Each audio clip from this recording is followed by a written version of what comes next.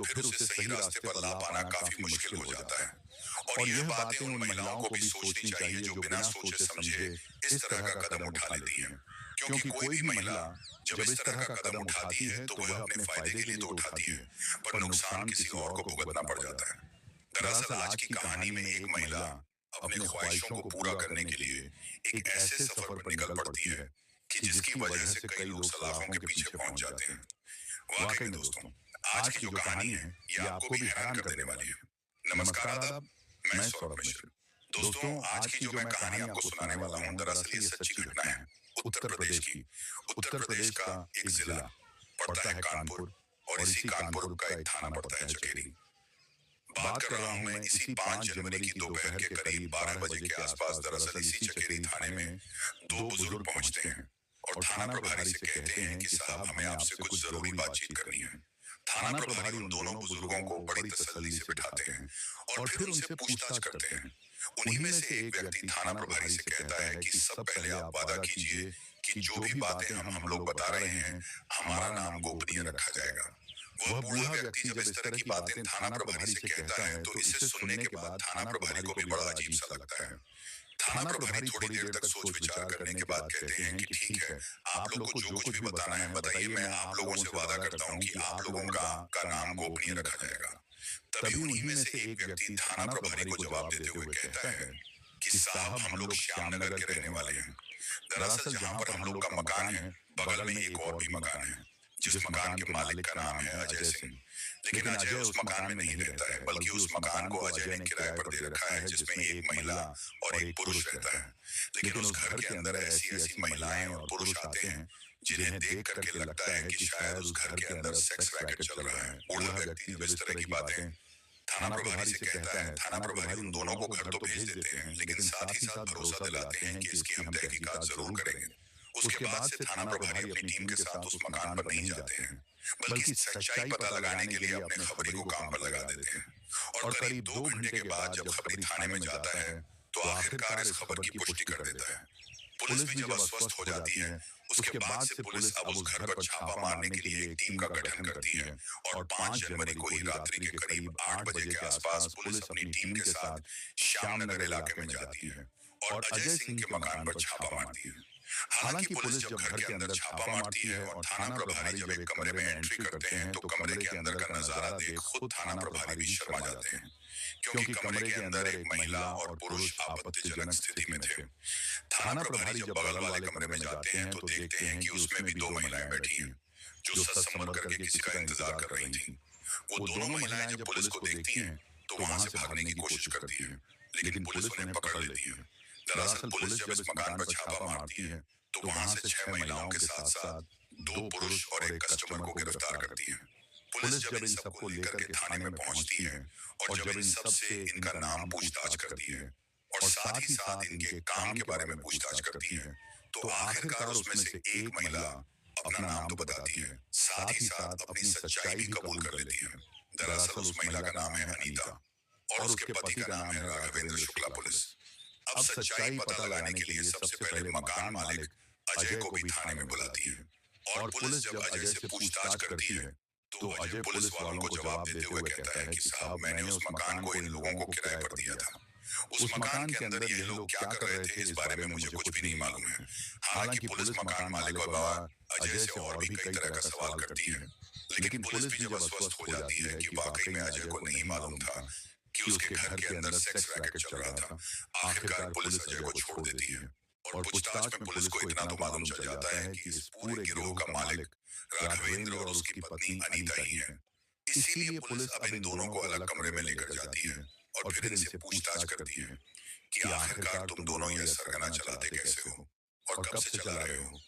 इससे अनीता जब अपने पूरे गिरोह की कहानी पुलिस के सामने रखती है तो वाकई में इसे सुनने के बाद पुलिस भी एक और गिरोह का भंडाफोड़ करती है। दरअसल अनीता, जो कि मूल रूप से उत्तर प्रदेश के उन्नाव जिले के अंतर्गत बेता गांव की रहने वाली है। अनीता जो कि अपने भाई बहनों में सबसे बड़ी है। अनीता के भाई बहनों में 2 छोटी बहनें हैं और एक भाई है। दरअसल अनीता जो भले ही गरीब परिवार से है लेकिन देखने में बेहद ही खूबसूरत है। अनीता जब हाई स्कूल में पढ़ाई करने के लिए जाती है और जैसे ही वह जवानी के दहलीज पर कदम रखती है तो उसी के स्कूल में पढ़ने वाले एक लड़के के साथ में उसका प्रेम प्रसंग शुरू हो जाता है जिसका नाम है उमेश। दरअसल उमेश जो अनीता के ही बगल के गांव का रहने वाला है। अनीता और उमेश के बीच में जब प्रेम प्रसंग शुरू होता है, दोनों एक दूसरे से बातचीत ही नहीं करते हैं, बल्कि जब भी मौका मिलता है एक दूसरे से मुलाकात भी कर लेते हैं। लेकिन अनीता का जब उमेश के साथ में प्रेम प्रसंग शुरू होता है, तो अनीता के जीवन में सिर्फ उमेश ही नहीं होता है, बल्कि अनीता ना जाने और कई सारे बॉयफ्रेंड बना लेती है। हालांकि जब अनीता इस रास्ते पर चल पड़ती है, इस बात की जानकारी उसके पिता को मालूम चल जाता है, क्योंकि अनीता जिस रास्ते पर चलती है इसका प्रभाव उसकी दोनों छोटी बहनों के ऊपर भी पड़ जाती है, जिसमें से एक का नाम है किरण और दूसरे का नाम है पूनम। दरअसल किरण और पूनम भी जो अपनी बहन के ही बनाए हुए रास्ते पर चल पड़ती है। अनीता के पिता को जब सारी सच्चाई मालूम चलता है, अपनी बेटी को वह काफी समझाने की कोशिश करता है, लेकिन अनीता अपने पिता की एक बात मानने के लिए तैयार नहीं होती है। अनीता के पिता जब देखते हैं कि मेरा घर अब बर्बाद होने वाला है, आखिरकार अब अपनी बेटी की शादी करने के लिए एक लड़के का तलाश करना शुरू कर देते हैं। और जब अपनी बेटी की शादी करने के लिए रिश्तेदारों में बातचीत करते हैं, तो एक रिश्तेदार के माध्यम से राघवेंद्र शुक्ला के बारे में मालूम चलता है। दरअसल राघवेंद्र शुक्ला जो उन्नाव जिला के अंतर्गत ही चमनगंज गांव का रहने वाला है। राघवेंद्र के पिता का नाम है अजय शुक्ला। दरअसल राघवेंद्र भी जो अपने तीनों भाइयों में सबसे बड़ा है, पढ़ा लिखा भी है, पर उसके पास कोई रोजगार नहीं है और ना ही वह खेती किसानी का काम करता है। इधर अनीता के पिता जब राघवेंद्र को देखता है, तो यह जानते हुए भी कि राघवेंद्र कोई नौकरी नहीं कर रहा है, अपनी बेटी की शादी राघवेंद्र से कर देता है। अनीता भी जब शादी करके अपने ससुराल में जाती है, तो खूबसूरत पत्नी पाकर राघवेंद्र ही खुश नहीं होता है, बल्कि राघवेंद्र के माता पिता भी काफी खुश होते हैं।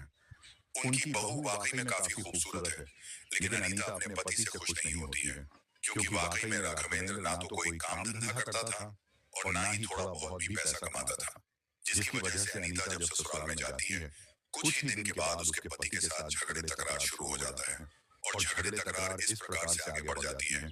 उसके बाद से अब अनीता अपने ससुराल वालों की भी एक नहीं सुनती है।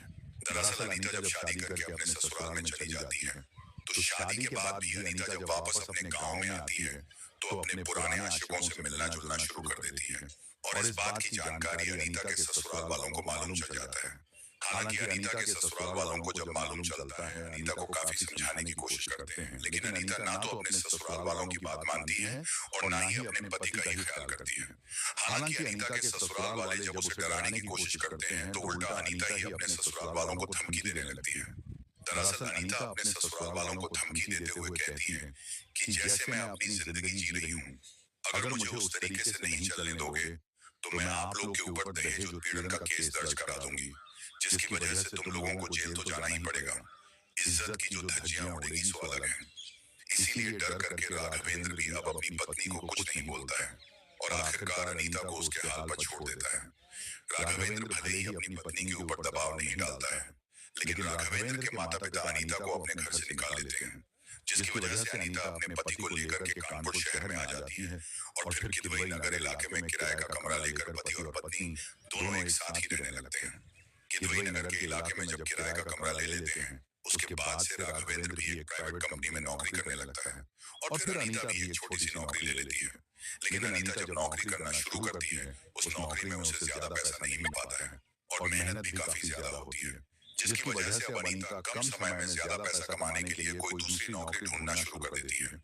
और जब दूसरी नौकरी की तलाश करना शुरू करती, तो इसी तलाश के दौरान अनीता कोल गर्ल के रैकेट में आ जाती है और फिर वह देह व्यापार के धंधे में उतर जाती है।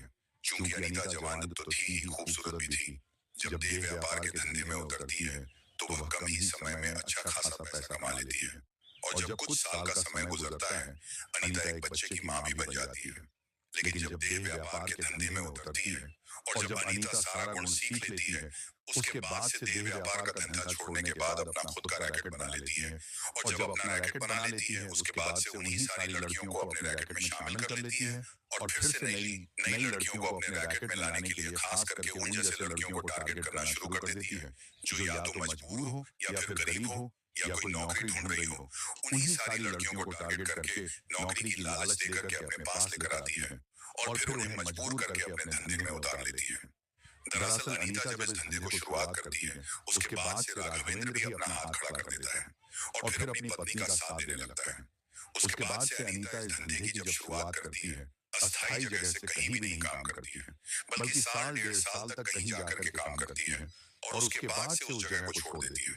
करीब 1 साल पहले अनीता अपने पति को लेकर जब चकेरी थाना के अंतर्गत श्यामनगर इलाके में आती है, तो अजय सिंह का मकान किराए पर ले लेती है और फिर उसी मकान के अंदर ये सेक्स रैकेट चलाना शुरू कर देती है। दरअसल अनीता जब इस धंधे में उतरती है, तो अपनी दोनों बहनों को भी नहीं छोड़ती है। हालांकि तब तक अनीता की दोनों बहनें भी शादी कर चुकी थीं, लेकिन उनकी भी माली हालत कुछ ज्यादा बेहतर नहीं थी।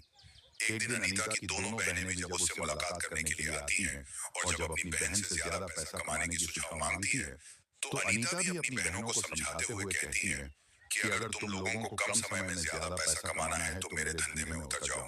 हालांकि अनीता जो देह व्यापार का धंधा चला रही थी, इस बारे में उसकी दोनों बहनों को नहीं मालूम था। इसीलिए अनीता की दोनों बहनें जब उससे पूछती हैं कि आखिर का तुम काम कौन सा करती हो, अनीता अपनी दोनों बहनों को पूरी सच्चा बता देती है और जब पैसों की लालच देती है तो आखिरकार अनीता की दोनों बहनें भी अपने पति को लेकर के इस धंधे में उतर जाती हैं। दरअसल 5 जनवरी को रात्रि के करीब 8 बजे के आसपास पुलिस जब अनीता के घर पर छापा मारती है, उस वक्त अनीता के घर पर उसकी दोनों बहनें भी मौजूद थीं। हालांकि पुलिस इन तीनों को तो गिरफ्तार करती है, लेकिन इनके साथ साथ और 3 लड़कियों को भी गिरफ्तार करती है, जिनमें से एक का नाम है नेहा नेहा, जो कि मूल रूप से कानपुर शहर की रहने वाली है। अनीता जब अपनी पूरी कहानी पुलिस को बता देती है, उसके बाद से पुलिस नेहा से पूछताछ करती है। नेहा कहती है कि साहब, मैं एक नौकरी की तलाश कर रही थी। इसी दरमियान में अनीता के झांसे में आ गई और फिर अनीता ने मुझे नौकरी की लालच देकर के मुझे देह व्यापार के धंधे में उतार दी। हालांकि यह काम मैं अपनी मर्जी से नहीं करती हूँ, क्योंकि जब मैं इस धंधे को छोड़ना चाहिए अनीता मुझे तरह तरह की किया देने लगी। बता रही थी कि तुम्हारी कुछ आपत्तिजनक फोटो और वीडियोस मेरे मोबाइल में पड़ा है। अगर तुम इस धंधे को छोड़ देती हो तो मैं तुम्हें बदनाम कर दूंगी। इसीलिए मजबूरन मुझे अनीता के साथ काम करना पड़ता है। पुलिस जब इन सारे लोगों से पूछताछ कर लेती है और जब इस गिरोह का भंडाफोड़ हो जाता है, उसके बाद से पुलिस इन तमाम आरोपियों को गिरफ्तार करने के बाद सबको जिला अदालत में पेश करती है, जहां से इन सबको जेल भेज दिया जाता है। दोस्तों, इस पूरी घटना के बारे में आप क्या सोचते हैं? आप अपनी राय हमें कमेंट बॉक्स में जरूर दीजिएगा। कल फिर मिलते हैं एक और नई सच्ची घटना के साथ। तब तक के लिए जय हिंद, जय भारत, वंदे मातरम।